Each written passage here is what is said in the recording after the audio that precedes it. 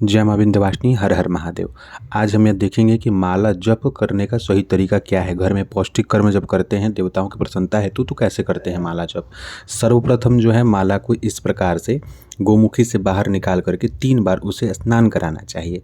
हालांकि स्नान इत्यादि के पश्चात का भी मंत्र है, लेकिन सामान्य इतना जरूर कर लें। अंगुली कौन सा रखना है वह देख लीजिए। बीच की जो 2 उंगलियां है और अंगूठे, इन्हीं तीनों का सहारा लेके माला जप करना है। ठीक है, ध्यान रखेंगे। तर्जनी उंगली और कनिष्ठिका उंगली, ठीक है, यानी अंगूठे की बगल वाली उंगली और सबसे छोटी उंगली का प्रयोग नहीं किया जाता है। इस बात का ध्यान रखिए। ये जो 2 उंगली हैं, दोनों का प्रयोग नहीं होगा। बीच की 2 उंगलियों और अंगूठे का प्रयोग करते हुए इस तरीके से हम लोग माला का जप करते हैं। ये गोमुखी के अंदर इसी तरीके से करना है। हम बाहर करके दिखा दे रहे हैं, और कैसे माला को पलटा जाता है उसे भी देख लीजिए। यानी कि सुमेरु का उल्लंघन नहीं करते हैं। सुमेरु जो 108 दाना होता है, उसके बाद एक और दाना जो दोनों पोर को मिलाता है, उसको सुमेरु कहा जाता है। तो उनका उल्लंघन कभी नहीं करते हैं। तो इस प्रकार से जो है आप जल्दी जल्दी हम करके दिखा रहे हैं, आप इसको आराम से माला जप करेंगे। इस तरीके से आप माला जप को पूर्ण करेंगे, और जब सुमेरु आएगा तो माले को घुमा देना है।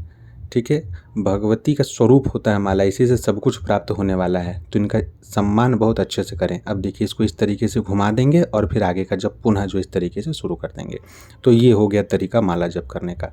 अब जो है हम देखेंगे कि गोमुखी के अंदर कैसे करना है। गोमुखी जैसा इसमें दिखाए हैं, इस तरीके का गोमुखी आप सिलवा सकते हैं, अति उत्तम होता है। गोमुखी से निकाल करके हम सबसे पहले इनको 3 बार स्नान कराएंगे। माला के ऊपर 3 बार जल डालते हुए केशवाय नमः, माधवाय नमः, नारायणाय नमः बोल करके कर सकते हैं। इनका स्नान करा सकते हैं। और एक विधान होता है जो पूर्ण विधान होता है, जिसमें कि ऐं ग्रीं अक्षमालिकाय नमः बोलते हुए किया जाता है, ओं मं माले महामाय सर्वशक्ति स्वरूपिणी। तो वह भी विधान आप कर सकते हैं। अब देखिए, यहाँ से उंगली को निकाल लेना है। यहाँ आपको जगह बनाया हुआ होता है, इधर से उंगली निकाल करके और फिर अंदर में जप करना है। जप अब आपको शुरू में अभ्यास करना होगा कि किस प्रकार से अंदर उंगली को चलाना है, माला को फिराना है। यह तरीका होता है। और अंदर में भी ध्यान रखें कि कनिष्ठिका उंगली जो है, छोटी वाली उंगली जो है, वो माले में स्पर्श ना हो। तर्जनी को तो हम बाहर निकाल दिए, और कनिष्ठिका भीतर स्पर्श ना हो। उसी प्रकार से अंगूठे और बीच की दोनों उंगलियों की अनामिका और मध्यमा की सहायता से हम माला का जप करेंगे। तो शुरू में अभ्यास करना पड़ता है।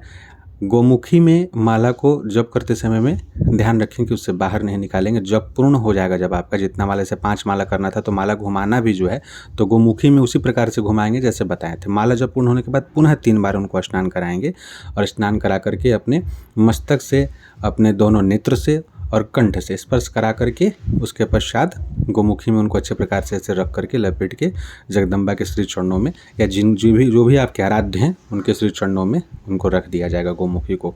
आपका गोमुखी, आपका माला केवल आप स्पर्श करें, कोई अन्य व्यक्ति इनका स्पर्श ना करे। गोमुखी को कोई भी देख सकता है, लेकिन गोमुखी के अंदर का माला जो है वो कोई और व्यक्ति ना देखे। इन सभी बातों का ध्यान रखना होता है। जप करने के पश्चात जप का समर्पण किया जाता है। समर्पण करने के लिए सर्वप्रथम हाथ में जल ले लेते हैं और फिर बोलते हैं जो मंत्र होता है।